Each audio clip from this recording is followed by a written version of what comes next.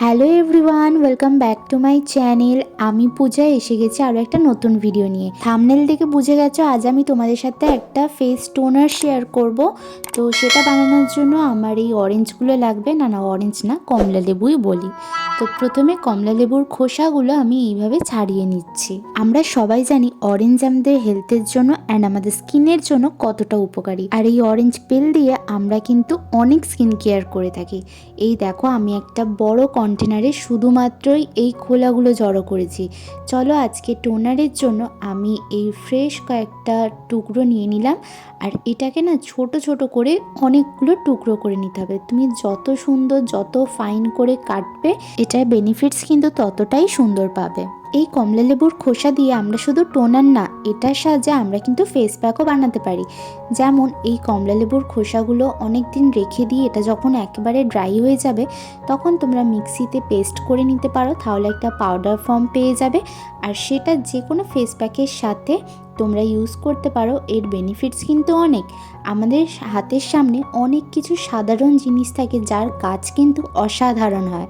আমরা হয়তো সেগুলো কাজে লাগাই না, বাট এগুলো কাজে লাগালে না অবভিয়াসলি রেজাল্ট পাওয়া যাবে। শুধু একটু ধৈর্য নিয়ে করে যেতে হবে।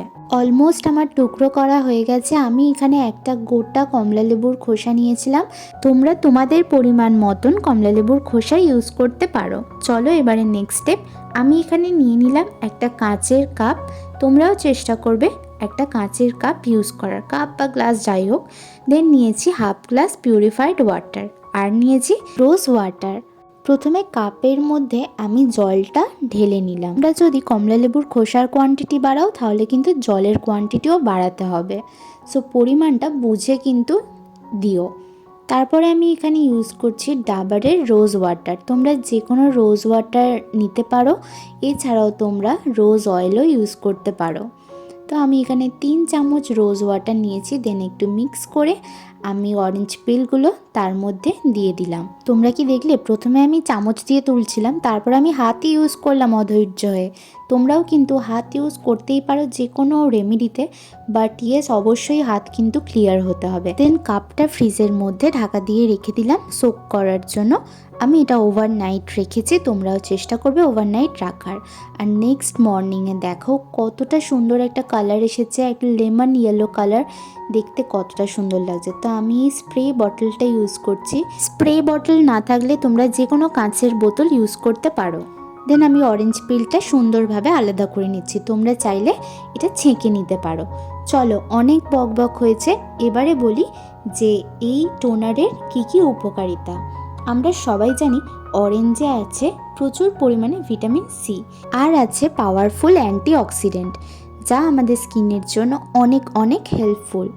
এই টোনারটা ইউজ করলে আমাদের স্কিন হবে ব্রাইট অ্যান্ড গ্লোয়িং।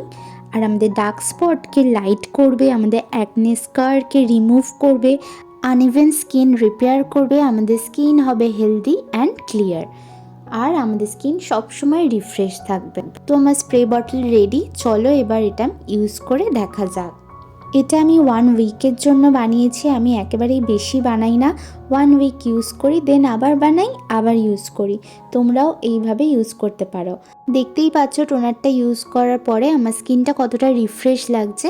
আমি তো আমার চ্যানেলে আমার অনেক স্কিন কেয়ার টিপস দিই, অনেক রেমেডি তোমাদের সাথে শেয়ার করি। তোমাদের যদি ভিডিওটা ভালো লেগে থাকে অবশ্যই লাইক কমেন্ট করো। আর নতুন হলে আমার চ্যানেলটা সাবস্ক্রাইব করে দিও। দেখা হচ্ছে খুব তাড়াতাড়ি আরও একটা নতুন video. Till then take care, by.